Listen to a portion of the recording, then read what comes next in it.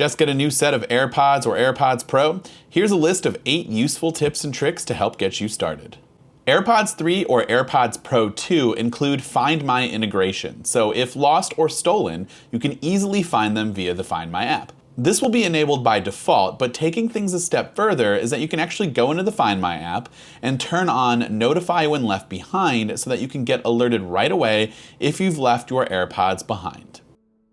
Automatic device switching is a cool feature when you can connect automatically your AirPods to whatever device you're currently using, but sometimes that can get quite annoying because if you're using your iPhone and then you pick up your iPad or go to your Mac and it auto switches, but you want to stay listening to your iPhone, it just becomes a mess. So in order to turn this off, you can actually head into settings on your device, tap on your AirPods, and then under Connect to this iPhone, you'll want to toggle on When Last Connected in order to disable auto device switching.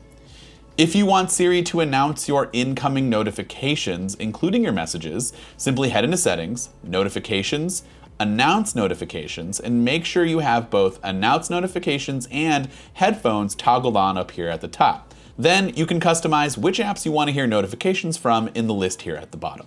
If you need to quickly check your AirPods battery, there are multiple ways to do this. You can just open up the lid with your iPhone nearby and a card will pop up telling you your battery levels.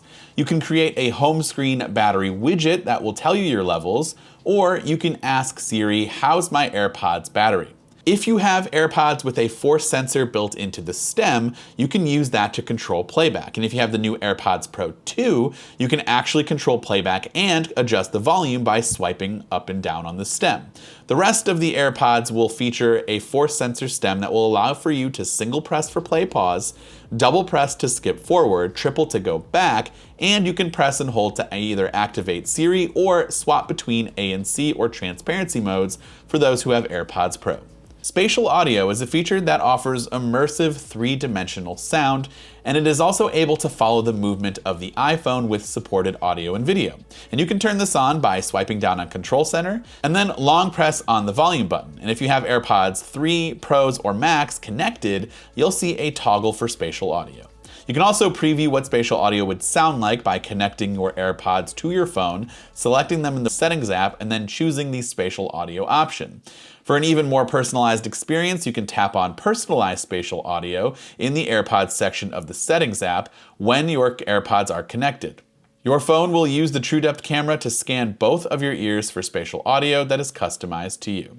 If you have a pair of AirPods Pro or AirPods Pro 2, then you'll get the wonderful feature that is active noise cancellation right out of the box. Or if you want to toggle it on or off, or maybe turn on transparency, you can do all of this by swiping down on Control Center, long press the volume icon, and then tap on the noise control option. You can adjust the slider for noise cancellation, turning it off, or sliding it all the way to transparency. This also works for AirPods Max. Finally, if you have the latest AirPods Pro 2, then you'll definitely want to make sure you're taking advantage of the latest adaptive transparency feature that's able to adjust to the sounds around you automatically and toning down loud noises like construction work, sirens, and other loud disturbances while not blocking out all of your sound completely. It's actually enabled by default, but just to make sure it's on, or if you want to turn it off, you can head into Settings. Under AirPods Pro, you'll tap on the adaptive transparency toggle to either turn it on or off. And that's it. If you ended up liking this video, please hit that like button and feel free to subscribe to the channel so you don't miss more videos like this in the future. This has been Dan with Mac Rumors. Thanks so much for watching, and I hope to see you around in the next video.